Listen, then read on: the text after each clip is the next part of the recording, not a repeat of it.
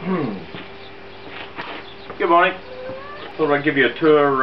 It's much better than just a couple of photos, and you can hear it run, and in fact I'll do that for you now.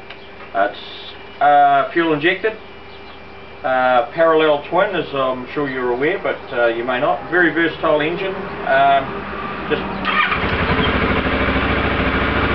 And then it'll just drop the revs back as the engine warms up. And as you can hear, it's very quiet, which is good for travelling. And I'll just give you a look at the back tyre there. Yep, it's about a third worn. Tell you what's really neat about this bike is you see how the rear shock is actually offset to one side to get everything to fit in, and it's powder coated to the same colour as the bike. The paintwork is absolutely immaculate, as is, well, everything's immaculate. But what is a piece of work, I reckon,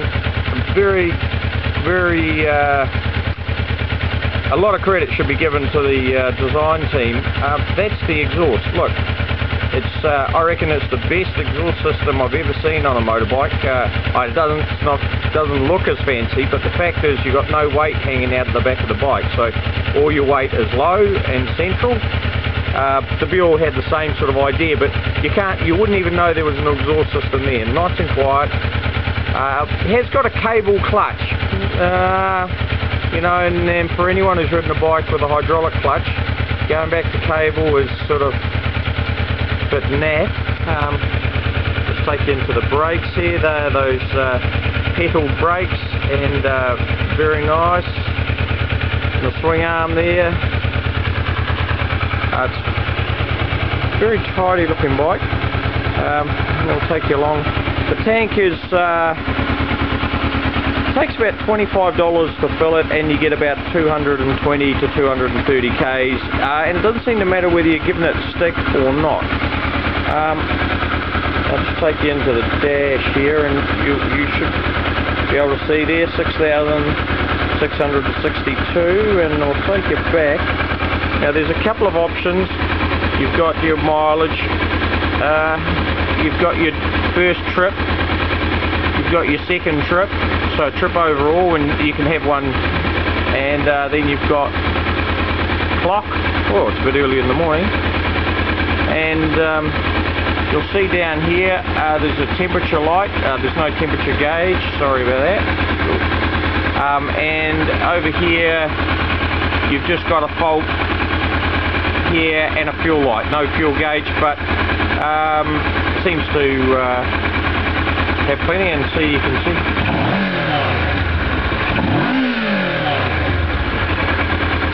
Whoops, the neighbours will go nuts now. And just take you back there. Take you around to the front. If there's a shortfall, it's the wing mirrors, but that's fairly standard. The warrant fitness says you have to have them, doesn't say you have to be able to use them, which always amazes me with bureaucrats and silly rules. You know, it's like a number plate light. That's, you know, the most stupid thing in the world. I don't know what dates back to horse and carts, and we'll just take you into the engine there. You don't see a lot of the engine, but it is very, very nicely balanced engine. It feels like a 600 single, and like the XT or something, and you're getting through to about 5,500 to 6,000 where they normally start losing it, and then she starts to really pull. Not overly endowed. It goes pretty well. I did sub 30 minutes from Turangi to Waihuru.